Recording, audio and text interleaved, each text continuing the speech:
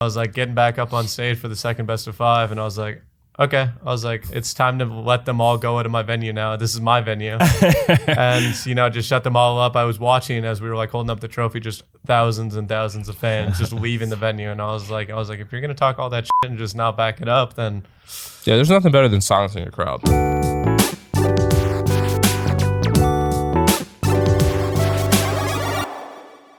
Hey guys, welcome back to Queue Up.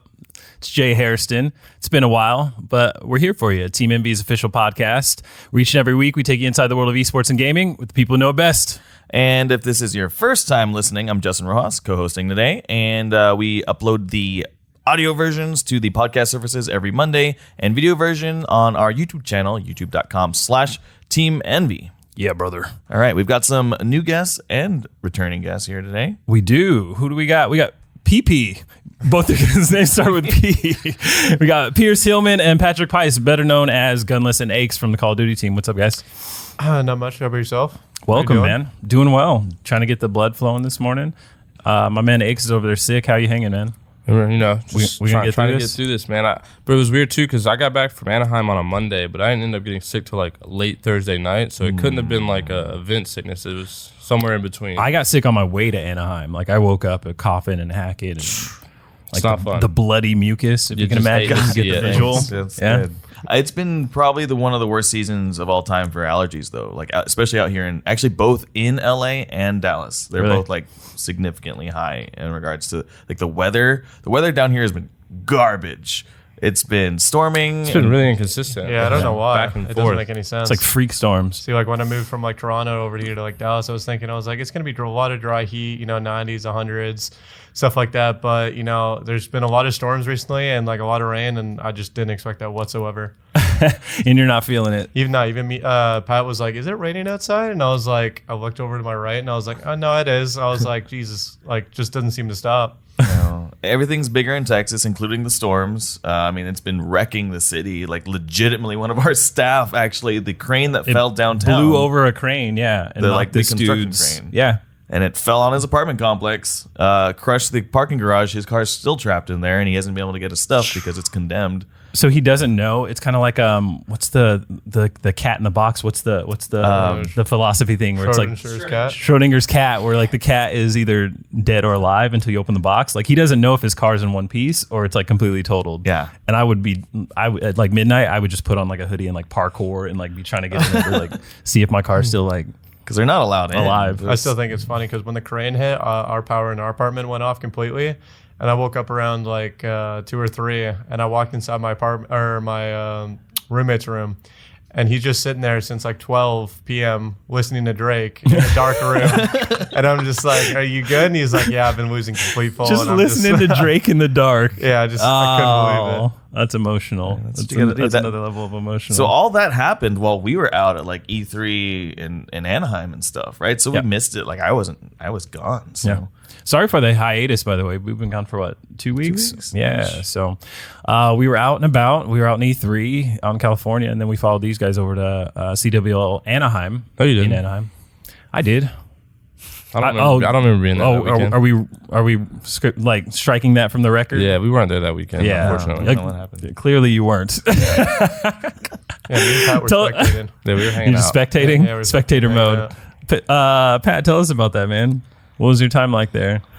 Not good. It wasn't fun. I really don't know how to recap that weekend in general. I don't know how to like explain it, but yeah, it was a complete and total failure, and it was just bad on all fronts. I think our teamwork had just went out the door. Yeah, and we just stopped playing together and just weren't playing the game correctly at all, and it was just a total collapse. Yeah. Was that before you picked up the controller, or did it happen at the event? Because it almost felt like I just didn't see the killer instinct that I'm used to seeing, and it seemed like not going through the motions necessarily, but it was like, oh, we lost a round, or we won a round, like fist bumps, do your thing. But it wasn't like anybody was like super like passionate. I didn't see like the raw like aggression. Yeah, I think the vibe was completely off. I definitely would agree with that. I think that comes with, we made the team, we got 4th at London, things looking good. We go to Pro League, we go 1-6, and we had a lot of like super close matches and disappointing matches, and I think our confidence level really got affected there. And then it was a quick turnaround to Anaheim. It was about a week later from Pro League, and we just weren't able to turn it around, and just kind of events before roster lock periods are always tough because there's always a lot of speculation within the team, like questions of what's going to happen next week and so forth, and we just couldn't pull it together. And yeah, you're right. I mean, our just team vibe was just off compared to how it had been when we were playing before. Do you guys have like team meetings immediately after a loss, or is it like everybody goes their own way? You get time to cool off. Like, how does that work? So like on pool play days, it's kind of tough because you're playing back to back to back. And that was something also that was pretty tough. I mean, we had definitely the hardest pool at the tournament. So we started with Genji. We lost 3-0. They played really well, and Genji usually does in pool play. They ended up getting second at the tournament. Anyway, immediately followed, we played 100 Thieves. We had no break, maybe 30 minutes max. I mean, there wasn't time for anything. And then we were 0-2. We know we're in loser bracket, and we're playing an LG who's playing with a coach. And win or lose that match, our seeding doesn't change. We're still starting from losers round 1. Right. And then, after that day, I mean, we went 0-9 in map count, 0-3 series. And, we're all just super frustrated. So, we tried to talk it out and figure out what went wrong. But at that point, when you don't win a map, there's more to it than just playing incorrectly. And then, we go into Sunday, play Reciprocity, and they're a really good team who shouldn't have been in loser bracket. They got one of those like weird 3-way ties where they went 2-1 but still ended up in losers. Unfortunate. Yeah. Well, the same thing happened to 100T at Fort Dallas, Worth. I believe. Yeah. Yeah, it was Fort Worth. Yep. Gunless, what was your take on it, man? You were watching. What was my take on the whole Envy situation? Yeah. It definitely seemed like the actual overall team communication and everything like that just wasn't really there. I mean, if you're going 0-12 in map count, is that about it? Right? I don't know. I wasn't there.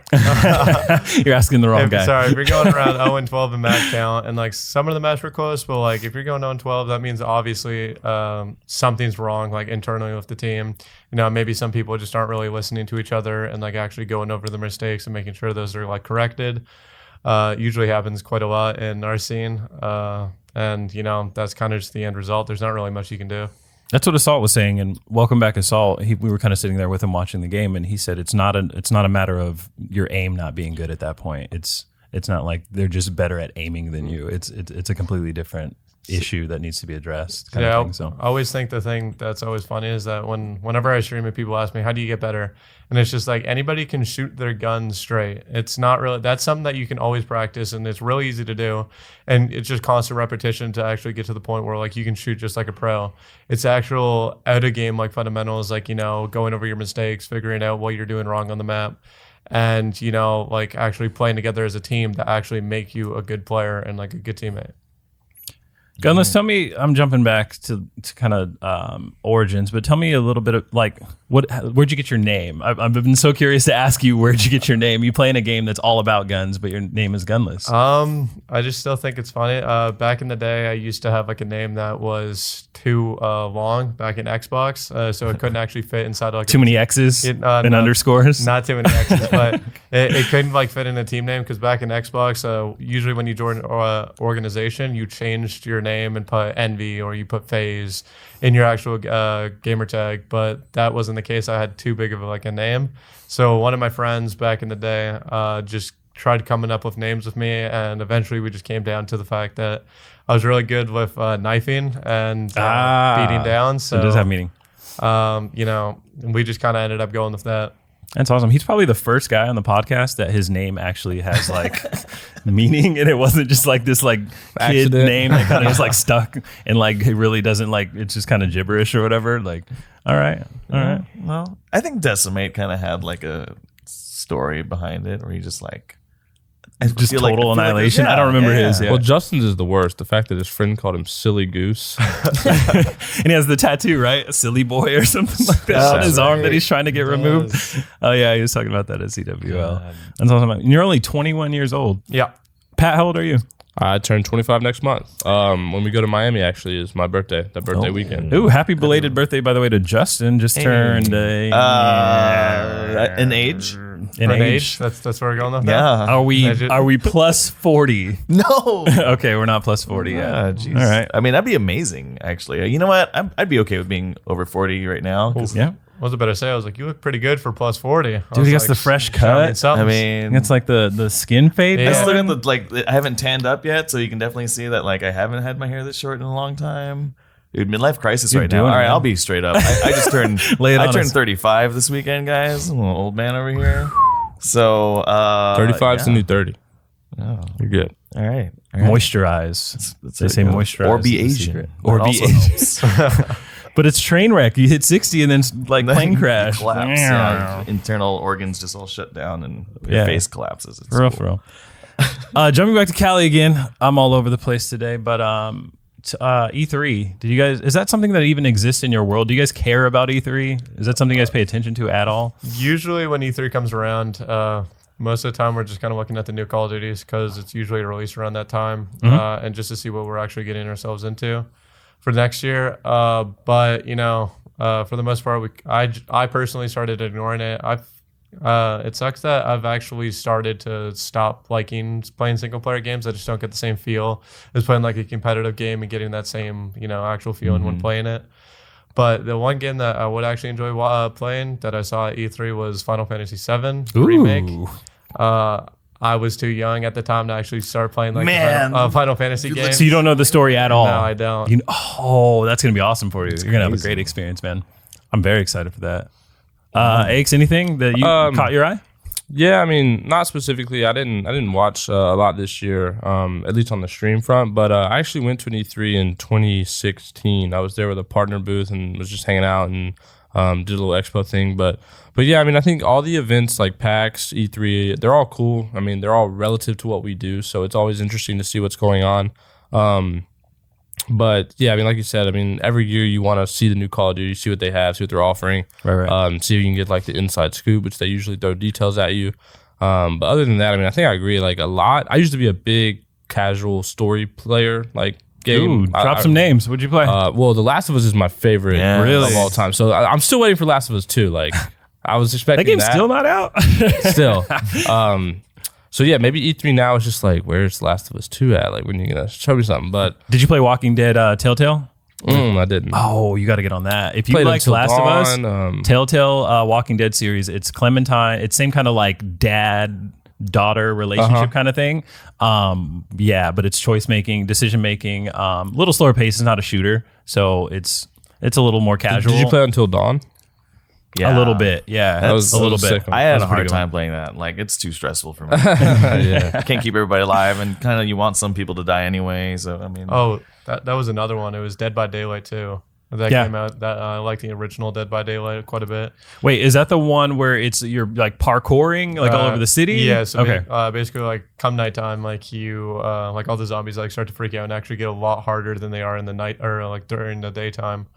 But I guess there's like an added twist this time. It's not the same characters as the original Dead by Daylight one, and you're kind of going on as somebody that's infected by the virus already. And I guess you're probably trying to struggle with that and figure out ways to actually, live with that. that's Dying Light. Is that what it's called? Oh, Right? Yeah, because Dead by Daylight's the game where you have like 4 teammates and you spawn and you like try and do the little engine thingies where you have the one guy going around trying to kill you. I'm at Dying Light. Yeah. Okay. Yeah. And isn't it Dead Before Dawn? Wait, wow. I think it's Dead by Daylight. Dead by Daylight, I think, is the other one. Daylight? Yeah, Yeah, because I used to call it like Dead by DVD. Yeah, yeah, yeah. Oh yeah, okay. That one's like you can play as like the killer, the Yeah, chainsaw you pick, like killer, and like the Yeah, teams working that was together. trying to- really trying to interesting. escape the map. I haven't played it. I've seen people I play love it, watching that on stream though. and you get to be like the like ghost basically, and you like appear and Yeah. you can murder everybody. There's a bunch of like the killers have like a bunch of characters now. There's like a bunch of different superpowers and stuff. Yeah, it's a fun game. Both those games are pretty interesting. Also, I wish there was another BioShock game. I love the BioShock That'd be series. cool. Okay. All right. So I'm gonna ask BioShock series, Infinite, or like the OG like first two. I think the OG first two are more my cup of tea. Me too. I enjoyed BioShock 2 quite a lot since you were playing as like the Big Daddy and like That was cool. you got to actually like you were basically trying to escape the actual what do you like to call hell? Rapture. Rapture, yeah.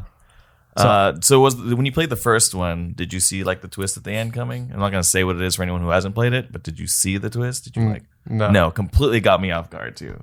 I never actually played it, but I know a little bit about it. Is it the "Would you kindly" thing? Yeah, That's the twist. Yeah, I hope I didn't spoil anything. I don't know. I know nothing about. I think if you know nothing what we're talking about, then it's okay. If you know enough, then sorry. But do you guys play story mode for Call of Duty, like the Modern Warfare 2 story mode? I think the new one. I think they said it's going to have a story mode. Yeah, and it's like a sequel to Modern Warfare 2, which is my personal favorite. Yeah, it's like a recap of the whole world, like the whole Modern Warfare like world in general, like their whole story mode, all their characters, and like a brand new story based on like everything you kind of already know. So do you guys have time? Like, will it be a thing where you can actually dive into that, or it's like straight to multiplayer? Straight online. Just straight to multiplayer. I figured. I mean, just playing the game, just kind of get a general understanding and try to like propel yourself forward ahead of the competition. For the most part, playing those campaigns on like the like new Call of Duty games just isn't really the most beneficial. Whenever the internet's out, that's what what I was thinking. Like as soon as that storm hits, like then you'll like crank that out in a couple hours. So does it actually negatively impact your gameplay because like the single player mode it's a lot different. Yeah, like, you're literally playing bots, and you're like your muscle memory gets different because the guns are actually different too. Yeah, because like there's no recoil on most of the guns in the campaign because usually it's the most casual shooter going into campaigns, so they don't really try to make it actually hard. Huh. Yeah. Very interesting. Can actually negatively impact your gameplay because you don't want to get used to that, right? That's interesting. Did you guys see Keanu Reeves on the Cyberpunk 2027? I did. That game looks sick. It looks pretty dope, man. They've been teasing us for what, like 5 years now? Same with Last of Us 2. You're a breathtaking. You're a breathtaking. He did this like little weird like leg thingy. I love Keanu Reeves, man. He can do no wrong. He's in my all book. over the place. He is a terrible actor, but I love all his movies. The Matrix is my favorite movie. So shout out Keanu Reeves because I'm sure he's listening right now. Yeah. I love that. Actually, after all of this, that's when he started realizing like people on the internet liked him. Mm-hmm. Like it's weird because he's so disconnected from all of it. Yeah, he doesn't have Twitter, and so like he saw the feedback from his game announcement that he's just like, wow, people actually like the things I do. I'm like, yes. Apparently, he's like a really nice guy. He's been like funding like a children's hospital or something on the side and. My favorite video is like all his money. The one of him on the train. It's like he's on the subway and someone's like just recording him like incognito style. He's like eating a bagel or something. He's sitting there and then like a woman like comes up and he like gets up to let like the older woman like sit down and it's just like those like really really small acts of kindness that shows that he's like just a real dude. And he's on the subway. Like, why is that dude on the subway? I mean, I'd rob that. He is dude. part Canadian. So. Is he Canadian? Yeah, he's actually part Canadian. It's in his blood then to be polite. Is it a real thing? Like I've been to Canada. I went to Vancouver this year for like a day for a Twitch thing. Being from Canada and coming here to the States, like, is it that different? Yeah. See, I've been in the States since February now, like living here. And that's actually the one thing I actually miss. Like going down to Canada, it just seems like people are just a lot different, a lot nicer, and actually like, care about you a lot more. We care about you. Sorry, no, we care. There's always something that's like hardwired in my brain is that every time I bump into somebody or like actually like hit them by accident, like just a little top, or even like miss to hold the door for them, it's always just a sorry immediately. I have to say it's like it's just built into my system. Even like they don't mean to like actually hit me or like I don't mean to hit them. It's just I have to do it. And like good manners. They're the exact same way down in Canada. Even if you're in the club. Yeah, even in the club. Popping bottles, you're in VIP. That's actually the worst is because it was at EDC and this year, and people kept bumping into me, and I was like, sorry, and literally they didn't even. They're like, "Are you Canadian?" Is it okay? So is it a genuine sorry? Like, do you actually feel like you did something wrong, or is it just a reaction? Because that's an interesting thing to think about. Most of the time, I just feel bad, like if I'm actually bumping into somebody. It's legitimate. It's genuine. Yeah. I mean, it's just kind of like respect personal space, man. I feel like that's the difference between Southern hospitality and Canadian hospitality. Southern people, I'm born and raised in Texas, and it's like a very similar thing, except you don't actually mean any of it. Like Southern hospitality, it's like the bless your heart thing, where it's like, I'm going to say these things, but I still kind of hate you, and I don't really feel bad about what I'm doing. Jeez. Okay. Prove me wrong, Southerners, please. I don't know. Yes. Sorry and thank you are kind of just built into us, literally just off birth. So one of the things I did notice at Anaheim is you guys kind of are like a tight-knit community of like friends. And so everybody's very cordial, and you go to the lobby bar after the event and everybody's talking and engaging and stuff like that, which kind of leads me to Rostermania and like the rumor mill. And like, it's almost, it reminded me a lot of like a fraternity or like high school, like there's passing of notes and like, but now it's just on Twitter basically, where it's like this little bit of information gets to this person. Now this person knows about this person contract. Like, is that, do I have a good assessment of the community? You can be real. Like, I mean, yeah. Why'd you looked at Ace? Things are just a lot different in the Call of Duty community now than they used to be. Okay. But back in 2013, 2014, like it's more the start of like Call of Duty getting bigger and bigger on a competitive front. It was less clicky, and it was more like your clique was basically your team. Like teams were a lot more close knit. You hung out with your team more than you hung out with other people, and like you kind of viewed everyone as your opponent. And now, I mean, it kind of comes to the territory of traveling and competing against everyone for so long. You build these relationships up where you're just like, you know everyone on a way deeper level than you used to.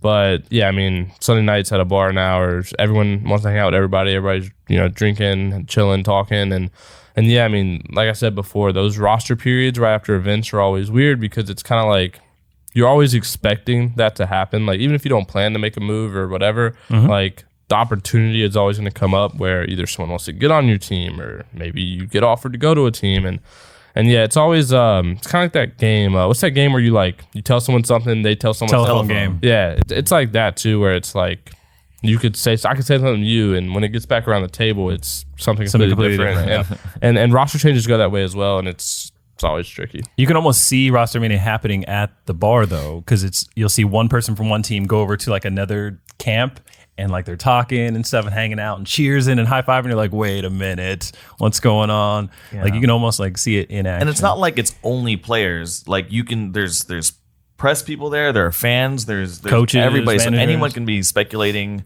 amongst anyone, and then someone takes a photo or tweets about something. It could mean anything. Yeah. Somebody takes a photo with Silly in his hotel room, and then what was it? Maybe 72 hours later, you're an MB member. Something like that. Everybody's like, "Nah, that's bait. Don't buy it. Don't buy it." And they should have been. At first, it was just funny because like Justin's like, "Here," I was like, "Throw this on and just take a picture." And I was like, "Oh yeah, that just sounds hysterical." And like, put it on and took the picture, and then it literally just like it just blew up immediately, and everyone was just sitting there just biting into it. And ironically, it was entirely bait at the time. Oh yeah, I figured no like real conversation had been had at that point, which makes it all the funnier. So anything can be true. Like that's the crazy thing. Even if you don't know it yourself, when you're putting it out there, like it could happen. Especially in a roster period where it's a 72-hour roster period, which is absurd. Why is that a thing? I've been a part of Call of Duty for 10 years. I've never seen a roster period locked that fast. Like we're talking about going into 2 events that are going to have $2+ million of prize pool, and you have 3 days to finalize your team. I mean, that's insane. Around 300,000 plus each that you could make, and it's 3 days. God. I mean, $100,000 each day, I guess. So that's why Hastro looks so tired today. He's probably been on the phone for the past 72 hours. Jeez. Let's talk Rostermania though. So obviously, welcome to Mr. Gunless. You seem like the hot prospect. Like everybody was like, "Oh, you guys got to get Gunless. You guys got to get Gunless." The departure of Hook, obviously. But how are you guys feeling with the new unit? You know, first day of scrims didn't go the very best. I mean, I didn't really expect that to happen, but you know, I've actually been, you know, enjoying my time over here. You know, as soon as I jumped into team scrims, even the first day when we weren't really doing the very best, everyone was kind of just trying and actually putting their like 100%, 120% on every single map and trying to get better. And we've been going over VOD, you know, figuring out our mistakes. And if anything like is done wrong, then we just tell each other right on the spot and make sure that we're fixing that, because we're just trying to get the very best and have the very best chance of actually winning some of these tournaments, because, you know, it's a lot of money on the line. Absolutely. I guess the kind of way I think about it is comparing it to our old team. We obviously picked up Pharaoh. We picked up JT, who's Decimate, and then we had Kyler. Me, I switched to the ICR role, which Assault played. Pharaoh then played my role, and we just had a lot of just role issues, and players wanted to do things that they weren't picked up to do, and just a lot of commotion within the team after that like honeymoon period faded. And you know, now with this roster, we pick up Adam back up. He goes back to main ICR. Pierce and me are, well, really Pierce, me, and Justin now are kind of like that Maddox role. And then we have JT still, who's our SOG, who's going to transition into Grapple SOG, which Hook did play. So it's going to be a transition period for us just to get comfortable in our roles again. But other than that, I mean, like you said, like Pierce, he's an absolute beast. And I think we have a team now where we're thinking more complex on what our actions mean, what our decision making in the game actually turns into for our team. Whereas with our old roster, we were just kind of playing to play, and we were thinking like, win more gunfights than the other team and we should win. And, you know, I've never really agreed with that logic. And I think that was a big issue on our old team, is where we just weren't playing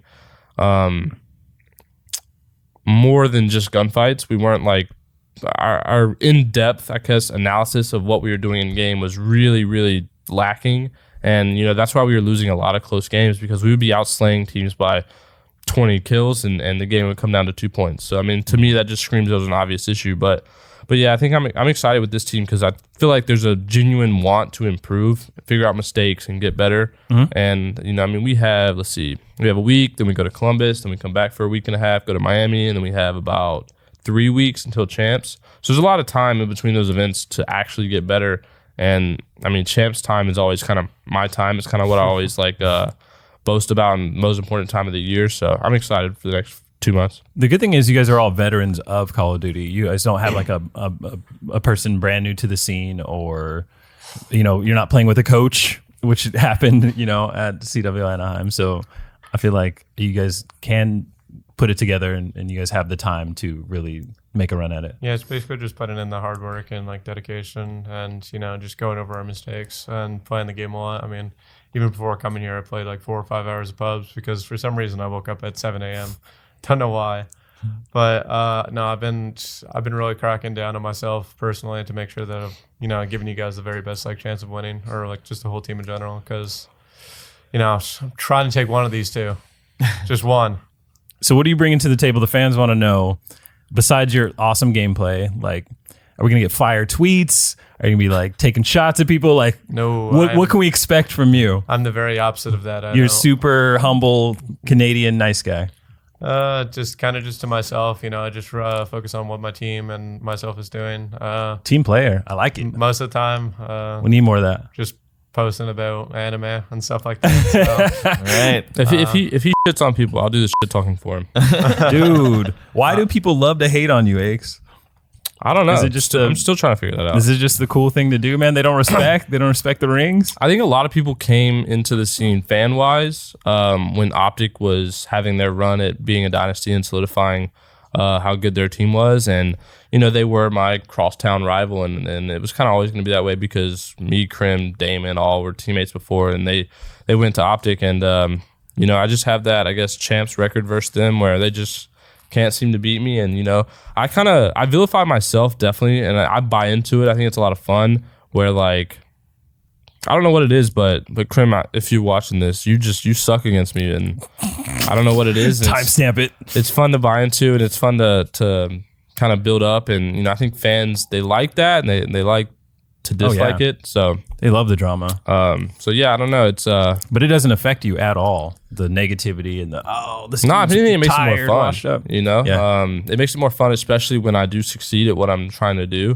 Because I know, like, I mean, I'm not like sitting here thinking like Justin. Justin is like a fan bully in a sense that, like, if anyone's like disagreeing with him, he'll argue with them for an hour. I see him go back and forth in comments with like some random person, on Twitter, like, on Reddit, 6 or 7 times. Listen, if Justin doesn't listen to this, anyone out there, if you just want to have a conversation, just tweet him something that would like get under his skin, like disagree with something he says, and he'll argue with you for an hour. Reddit, anything. He does not like when people disagree or say something bad about him or whatever the case may be. And this is the funniest thing. We all pick on him all the time. But for me, yeah, his mom too. His mom's really funny. Yeah, his mom's great. Shout out Silly's mom. But yeah, she'll come to his defense too. Like, you're not talking about my baby. Yeah, no, we love it. We pick on him for it. It's funny to watch because he just takes it so serious. And I mean, it's good fun. But yeah, I just like, I guess, having that not chip on my shoulder, but just proving people wrong every time it kind of comes around. Keeps you hungry. Just like the whole, like when fans are screaming at you and when they're screaming at you. I mean, I've been dealing with that since my very first tournament win in IW when Optic fans were screaming us off the stage, calling us like personal insults.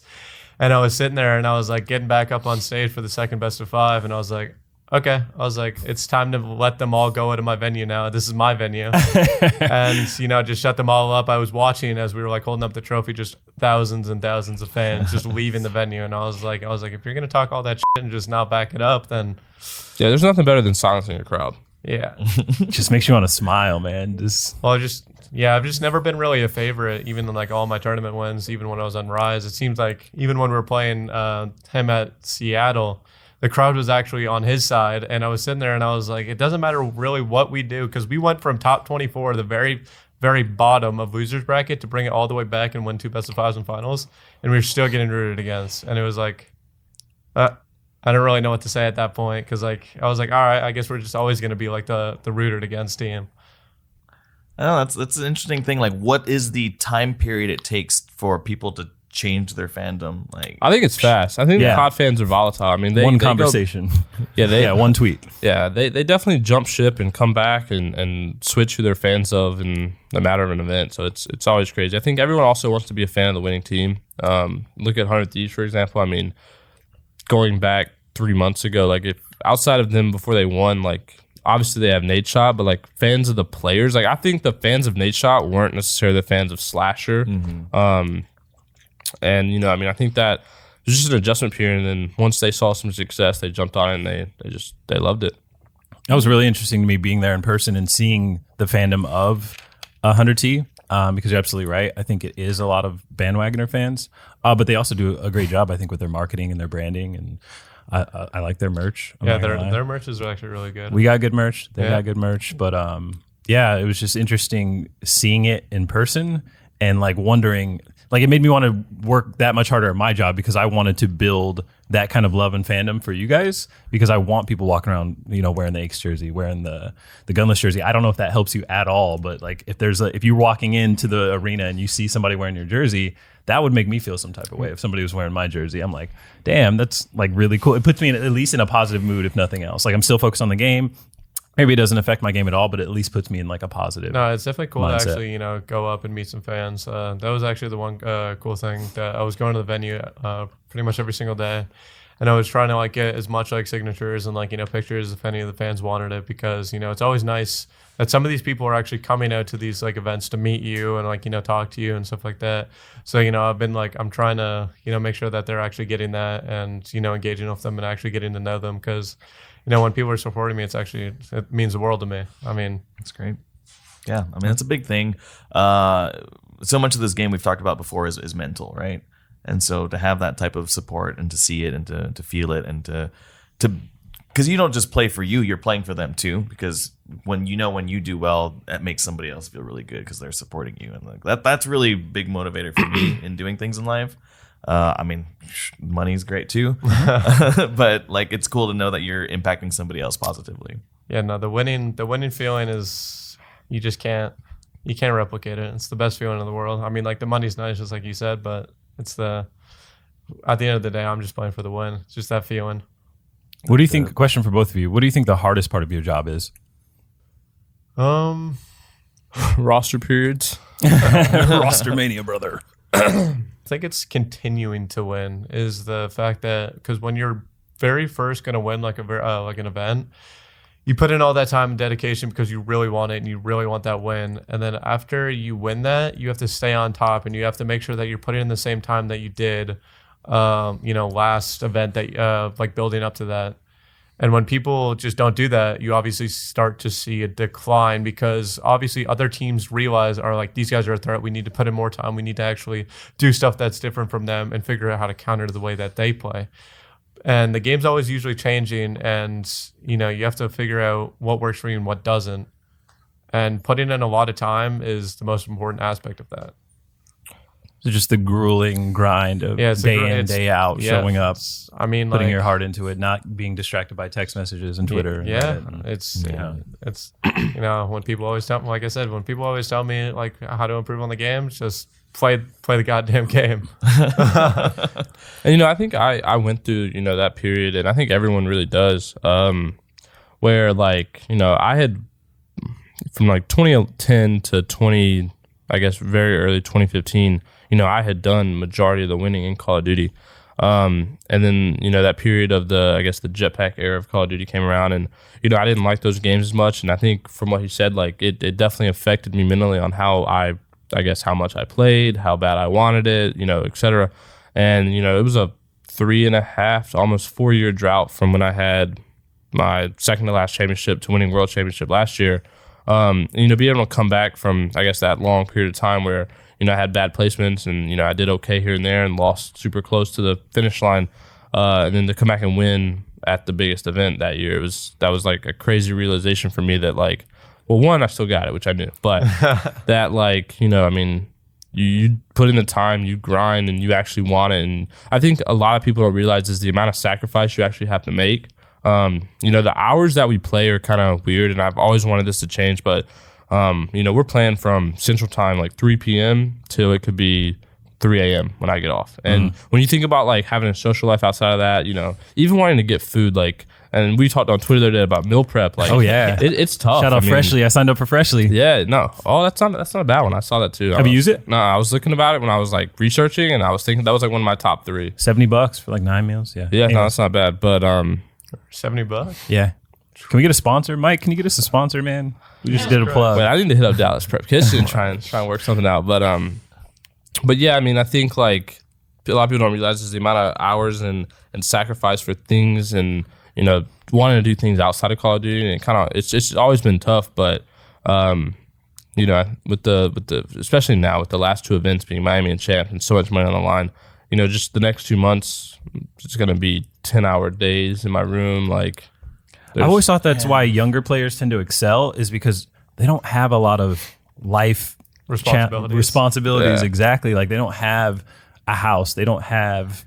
You don't have to have a house either. Do you have a house? I don't have a house. the laundry's getting done though. The food's probably already getting cooked. Like, That's true. Right. Like there's a lot of things that are taken care of that they don't have to deal with. And as you get older, you start to want, even having a dream job and playing video games for a living, that's awesome. But you still want other things. You want, family. You start thinking about family and where you want to settle down, and especially what happens age after group. you game. Like for the young people, like all their friends are probably like gaming's still the hot thing, right? Like when you get 25, like a lot of the friends that and the people even I've met in Dallas, like they're not gamers, and if they are, it's super casual. And so like me being 25 and playing 10, 11 hours a day, like you can't find common ground with people your age that aren't gamers. So you don't go out, like never hit the club? No, I'm not saying you can't. I'm saying like No, I was saying you personally. You been out in Dallas yet? I haven't been out in Dallas yet. No, No. we're going out. We go out so much. At Like, least you're 21. You're good. Yeah, Good no, roll. You got to sit in the back seat though, youngster. I'm a big fan of Emo Night in Dallas. Oh yeah. Emo night. Emo Night in Dallas. Take him to the church. It's like super gothic. How do you describe it? Justin wears eyeliner. Sometimes. And like black lace gloves, I think. Was it lace? Okay, leather, I like don't know. hot leather. I've worn some things. So yeah, just put some black on. Sunday We'll go. nights at the church at the. I've never had a bad time at the church, by the way. Not my scene, but I've never had a bad time. People there are great. Where do you go? Where's emo night here? Emo Night is actually, I'm pretty sure, at the church. Just like you said, it's usually at the beginning of each month. Okay. Yeah. They usually do it on like a Saturday, Sunday type deal. That's a good time. Most of the time, it's a great time. Yeah. Pat, what's your scene? Cowboy bars? no. Which is See, with funny. some boots and like a big old belt buckle. Which is funny. I am from North Carolina, but no, that is not my scene. I have tried to escape that like small town country scene since I moved out of North Carolina, to be honest. Yeah, I don't know. I think I'm into really everything. I don't know if I would do the gothic stuff at the church. You're gonna pass on emo night? Oh, I know a lot of. That's the thing. Like I know all the songs at emo night, but I don't know if I would go. I know Bottled Blonde here downtown. Yeah, I've been to Bottled. Yeah. That'll get little nuts. pretentious. It's It's wild, man. Like it's a club. It's It is weird a- because it doesn't look like a club when you like walk up, but then it like is treated like a club, like a super exclusive ultra lounge club, but it's really not. Mm-hmm. Whatever. First time I couldn't even get in, I had my Jordans on. Yeah. They're like, yo, you can't get in. I was like, that dude is wearing K-Swisses that cost $30. These are $350 Jordans. I had to flex on him. I never usually pull that card. I was like, are you serious? It's about man? the profiling, man. They were suede. They were black suede. I don't know. They weren't sneakers. They were we didn't get let into Kung Fu Saloon for a couple reasons too. for a couple of reasons. I think Logan was wearing some joggers, and they're like, nope. And It's just not esports Yeah. attire friendly no environments. No. We need to start our own bar, man. Hey, at least at the church, they won't turn you away for like any of that. Like they're just like, anybody, come on. Yeah, come as you are. We At the threw an church. anime party there before, back in the day when It was lit. working in the Funimation days. We threw a 18 plus kind of lewd anime party there. It was Oh, that would have been right up your alley, man. Yeah, most likely would have been right up my alley. it was pretty awesome. It was the only place that would have us for this adult themed anime show. So, Yeah. We had burlesque dancers, and one of them involved a cake. Oh, there's some cupcake action. Yeah, it was an interesting all right, time. we might have to shut it down before this is a rated R episode. Aches, what is your role in like Rostermania? Like, are you on the phone with people, or are you in conversations? Because you're the captain of the squad. Yeah, it's always changed, honestly, throughout the years. I guess I was way more hands-on when it wasn't, big contracts involved, big organizations leading into franchising. Things are a lot more complicated now. Before, they were a lot easier to get done. They were a lot less, red tape, and it just wasn't as official. It was a matter of convincing someone to play with you, and then they're on board. But now, I mean, with these multi-$100,000 contracts and multi-year deals and what it means for the organization going into next year and what sponsor obligations some teams may have with some players, it's a lot more complicated. So now it's a matter of, I guess, suggestion and, seeing what's possible and what management can or cannot do. But yeah, I mean, I think a lot of fans also don't realize like how much control the players actually don't have in this that they used to. Wait, but the articles tell me otherwise. I thought the headline is you made the decision. Yeah, I mean, I did see an article that I personally decided to drop Kyler, which is mind blowing to me. I mean, that wasn't even a misquote. It wasn't even a quote. That was just. Let me just type this out. That's literally what that was. But Supermarket tabloids. Took like 30 minutes afterwards. It was just deleted immediately because it was just like, come on, do you just not even read like your own Completely found this. your own headline? I was like, do you even believe that? It's all about that shock value these days. People say anything for their 15 minutes in the sun. You're not wrong. But yeah, I mean, it's definitely tough, and it's a weird like situation where like you want to communicate as best you can with your teammates, your org owners, and to figure out the best solution for everybody. But at the end of the day, I mean, this is a business and it's going to be treated like such. So getting moves you may want done is not always possible. Getting the best outcome, it may not be possible, and you kind of just have to live with that and make the best out of what you have and trust and hope that at the end of the day you're gonna make it work and people got your back, and just kind of, I guess, where it's at now. Especially with that 72-hour limitation, man. That's not a lot of time to work with. The 72 hours didn't definitely help. I mean, Stro was probably, not sleeping. He was definitely busy, yeah. Yeah, the last 3 days. So when did you get the call? The call that everything was done. No, the call like, hey, we want you. Your services are needed. I think it was in the 48-hour period. Yeah. It was around there when I got the call, and then it was kind of just back and forth. Stro called me, and then had to keep going back and forth with my owner and Stro, and then talking to Pat as well, just to make sure that just to figure out everything that was going on. But yeah, it was definitely a lot of going back and forth. The amount of calls that I got in a short period of time, probably 30 to 45 minutes, it was 10 to 20 calls. I imagine it's like that scene in Avengers where Nick Fury is about to get poofed, and he pulls out the pager and hits it, and it's calling Gunless.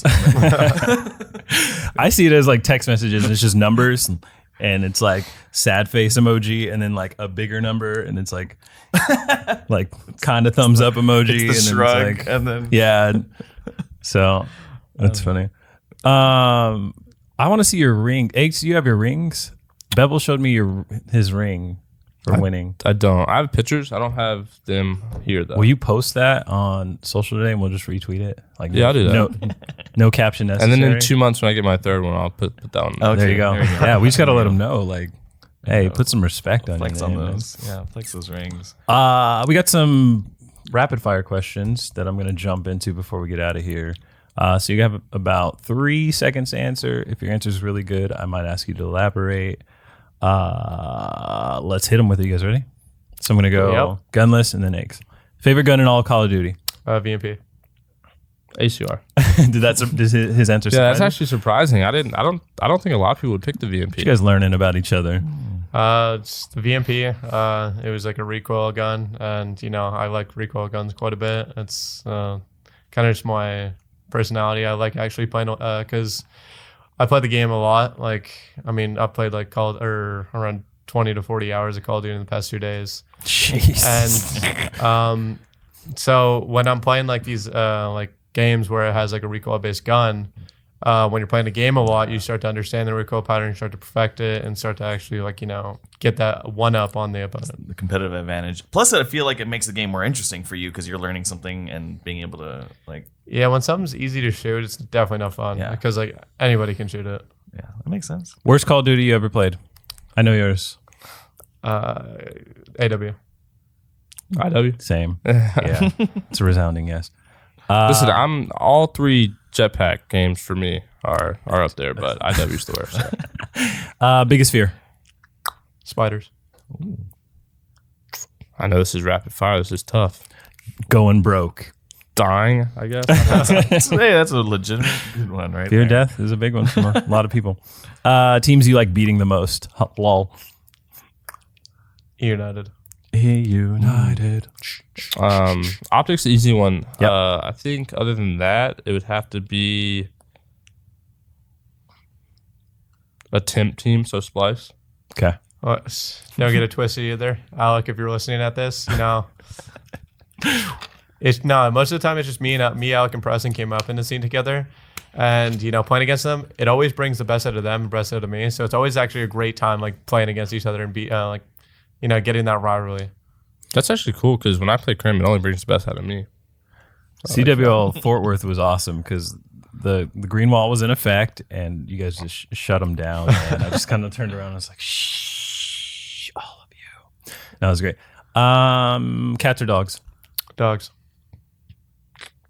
I guess I'm biased because I haven't been able to have a dog, especially an inside dog, since I was super young. So I guess I'll say cats, but I definitely want to get a dog in the near future.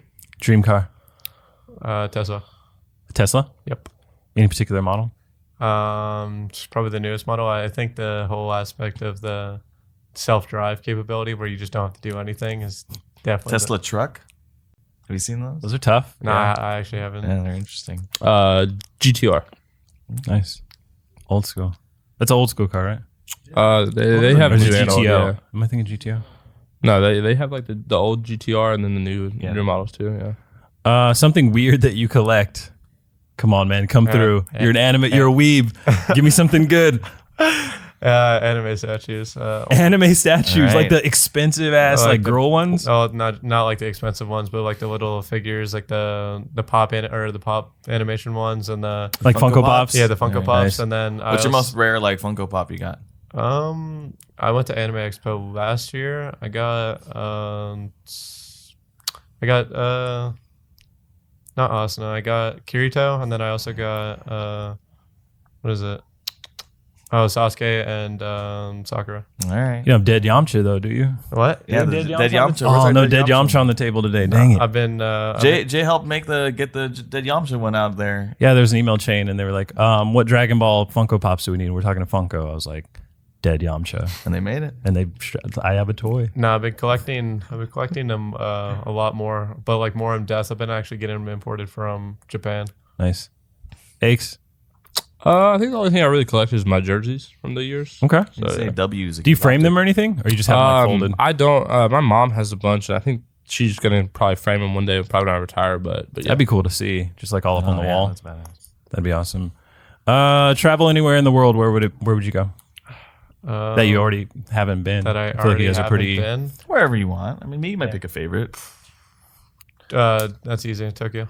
Yeah, Tokyo. that's good. Bora Bora. Bora Bora. Have you been? I haven't. It's I want to go on the list. I've seen a lot of people that have been. And it's All right. always been like, damn, I want to go there. Have you been to Tokyo yet? Nah, I Oh wish. man, it's good.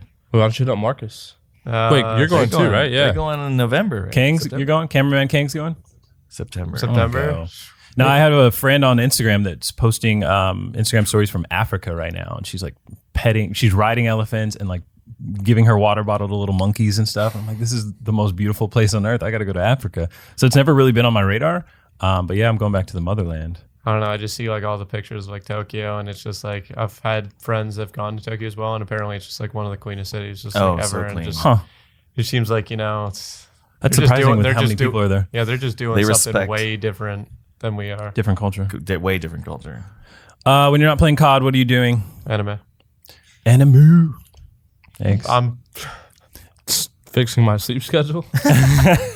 Favorite anime right now? favorite anime. Let's say all time and right now. all time is Guilty Crown. That was my favorite. Really? Yeah. Really? Yeah. Not a video Man, game? I can't get behind that one. I had a hard time getting into Guilty Crown. You had a I was hard time? working on that one, and I was like, man, I thought this was gonna be really good. I'm sorry, I'm gonna get into a tangent here, and then I was like, this can't figure out what it wants to be, and then we can have a whole other conversation. Does that have anything to do with Guilty Gear? No. Like the game Guilty At Gear? all. The reason why I like Guilty Crown is because I can relate to the main character. Because like I immediately just like the first couple episodes, you get to know him and understand him, and like All right, what weapon would I pull out of your chest? what? What weapon would I pull out of your chest? Probably bow. Yeah. Yeah. Okay. Wait, bow staff or bow like Like bow and arrow. bow and arrow? Okay. You get to choose? How does it No, like basically the guy gets the power to. Everybody has like an item in them, and you can reach into your chest and pull it out, and then you don't know what it's gonna be. Usually, it just depends on like your personality and the type Mine of be person like you are. Oreos or something. Just like a pack of double stuff. Hell yeah. That's my That's real power. That's my all time right now. This season, I like Fruits Basket. New Oh, Fruits Basket. Really? Classic. that one's good. And then, I had some lady curse me out at a convention one time. I think I did a panel at AX, and she was an older lady, and I said something. I took a jab at Fruit Baskets, and I talked like we're done with Fruit Basket. We're talking about Dragon Ball Z, yeah, and got the crowd hyped up. And after she came out and like cursed me, I was like, no, you need to respect Fruit Baskets and the classics. It's Fruits and Basket. So I did. Excuse me. I Plural see- on fruits. I assume like messing the up again. classic version of Fruits Basket is just not rated the best. That's why I probably tried to remake it and make it better. All right. and Which actually- zodiac are you? Probably go with the Mez. Aches, do you have any idea what they're talking about right now? As far as anime go, it's like Pokemon for me, and that's like it. All right. That's good. But and then I'm looking forward to the new Sword Art Online. I've loved Sword Art Online a lot. So for them, It's a good one. All good right. one. All right. Well, I can't thank you guys enough for coming on, especially you, problem. Aches. I know you're not feeling well, man. Any final words you want to leave to our audience before we get into some church announcements? thank you for cheering for us. Hopefully, I can see you out there in some couple events, and I'll be really trying to bring one of these two home. Let's do it. All right. We will not be as worse as we were at Anaheim. So there's It's impossible. yeah, we almost literally can't get worse. Almost impossible. So yeah, we'll definitely work our asses off and try and be the best team we can be. And yeah, we appreciate you guys' support. And roster changes are never tough, and we don't always agree with what happens, but I guess that's the job at the end of the day. So we're gonna make the best of it and try and make it work and try and bring out with shit like you said. Show up and show out. All right. You want to kick us off with the housekeeping? All right. So it's been a couple of weeks since we've been here, so we got lots of cool stuff that's happened between then. We did launch a new Envy jersey. So if you guys want to check that out, go to envy.gg/jersey. Pick up yours. We're going to have some custom ones available soon to be determined when that's exactly going to be. These things are nice. It's the first hoodie jersey as well. The fit and the feel is so nice, so much better than our old ones. Big upgrade, and I love it. Yeah. Yeah, I've tried the material. It's actually really good. It's not really the same type of feel that other jersey companies use or organizations. It's actually different, and you could actually wear it for long periods of time. All right. Shout out to our partners over at EGL for making those. Apparently they feel awesome. I haven't worn one yet. Absolutely. Big warm welcome to other new members of Team MB. That's going to be Sonic, Buck, FPS, and tripleWRECK. And we may have a Smash announcement this weekend. We're kind of teasing it on Twitter. Coming up. I'm not going to say anything besides that it's Smash. And yeah, we'll just leave it there. All right. Everybody knows. I feel like everybody knows. It's not official yet. But go show all our new guys some love, especially Gunless. We'll link their socials in the description box below. We do have an event coming up this weekend here in Dallas. We've got the Dallas versus NYXL match. We're going to be doing a watch party at Hero, which literally, if you can see it, it's right there, which is awesome. We're pointing at it. For us. You can literally see it through the window. No, beautiful venue. Awesome venue. From 1 to 4 this Saturday. That's, I don't even know what the date, the 29th, June 29th, 1 to 4 over at Hero is what it's called, 3090 Olive Street. We're going to be hanging out, having a good time, having some drinks, and watching the Fuel match. Where can they RSVP for that? Check out our Twitter if you go to, I don't know what the actual Eventbrite link is off the top of my head. But Eventbrite, Dallas Fuel. You'll find it. But did you guys see they're petitioning to change Olive Street to Nowitzki Way? Yeah. I saw that. I wanted to cross it off and like put some of our players' names. And then like we get X Way. Or Mickey's real name. Oh, yeah. Shoot, I know it. Come on, man. Come through. Come in clutch. Yeah, I can't do it. Anyways. Make sure you join the Envy Discord. That's discord.gg/Envy. We have a queue up channel where you can talk with other guests about the show and request future guests. We can have these guys back on, but definitely get in there and talk to us. Let us know what you like. Leave a comment below, and most importantly, share this with somebody who you think would enjoy it. I think this is going to be a really cool episode that for people to watch and hear kind of a little bit about what goes on behind the scenes when it comes to Rostermania. So hopefully you enjoyed it. All right. I think is that it? Wrap it up. Let's wrap it up. All right, put a bow on it. Thank you guys for watching. This has been Queue Up.